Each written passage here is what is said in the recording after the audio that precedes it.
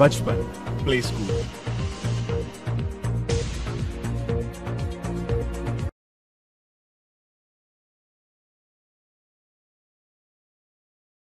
My dear students, I, Selvin George from Bachpan and 7-Star Convent School is going to teach chapter number 1 History today. Our topic is today New and Old Terminologies. What do you mean by that? In olden times we used to use many languages. Now also there are many languages in the world. Different varieties of language, many unlimited the languages are there. बहुत सारे languages हैं, अलग अलग languages हैं. Example है, उस time पे medieval Persians अलग टाइप की लैंग्वेजेस इस्तेमाल करते थे आज के मॉडर्न पर्शियन से. उनकी ना कि सिर्फ ग्रामर, वोकैबलरी और मतलब भी कभी कभी अलग होते थे और टाइम के हिसाब से ये चेंजेस आने लगे. एग्जाम्पल, हिंदुस्तान देख लो. उस टाइम पे हिंदुस्तान का मतलब अलग हुआ करता था. आज जैसे हम इंडिया करके यूज़ करते हैं, वो उस टाइम पे 13वीं सेंचुरी में मिनाज ए सिराज करके एक राइटर था. उसने लिखा था कि वो वर्ड इस्तेमाल करता था, उसने पर्शियन में लिखा करता था.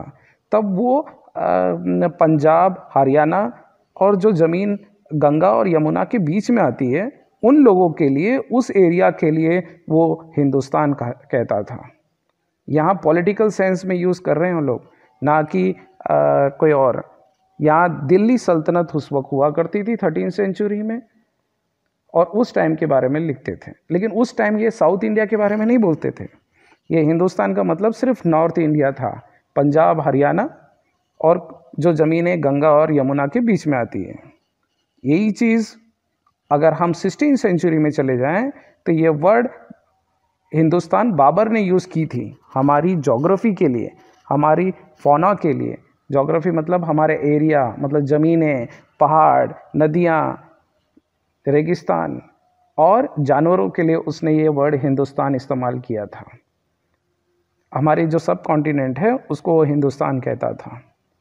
ऐसे ही 14वीं सेंचुरी में भी एक पोएट थे अमीर खुसरो. उन्होंने भी ये वर्ड इंडिया, मतलब हिंद करके बोलते थे हमारे देश को. तो इंडिया तो था, लेकिन ये बहुत पहले से, करीबन 13वीं सेंचुरी से ये वर्ड इस्तेमाल होने लगा.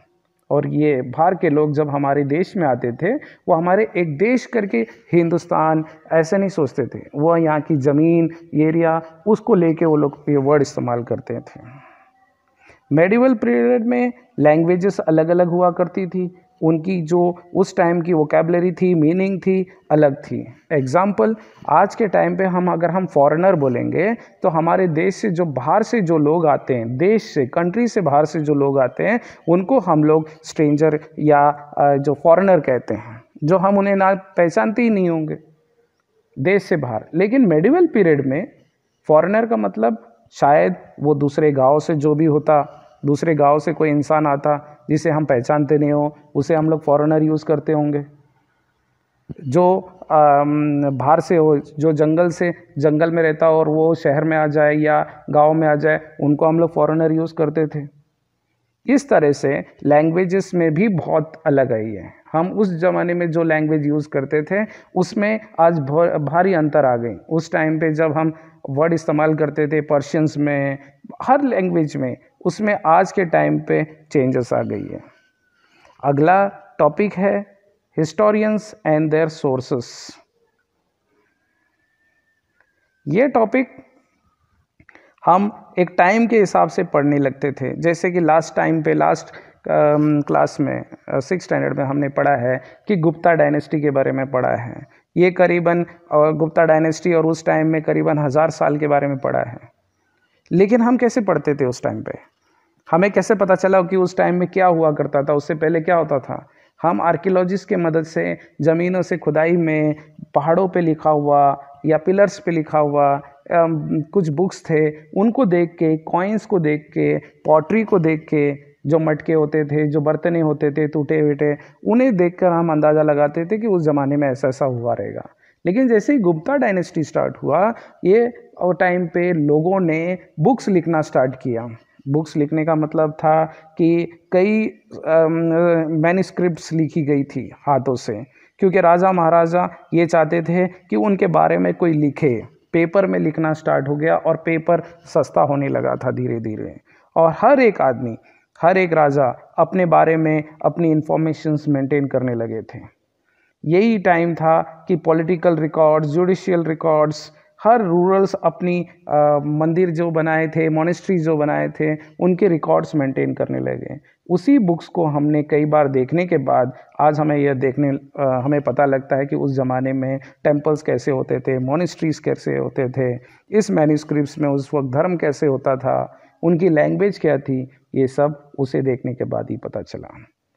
अब होमवर्क की बारी है। आप लोग इस टॉपिक को अच्छे से रीड करना और इसमें हार्ड वर्ड्स को डिक्शनरी में देखो या उसके मतलब ढूंढो, और कोई प्रॉब्लम्स रहेगी तो आगे मैं वापस एक्सप्लेन कर दूंगा। अभी के लिए बाय, थैंक यू।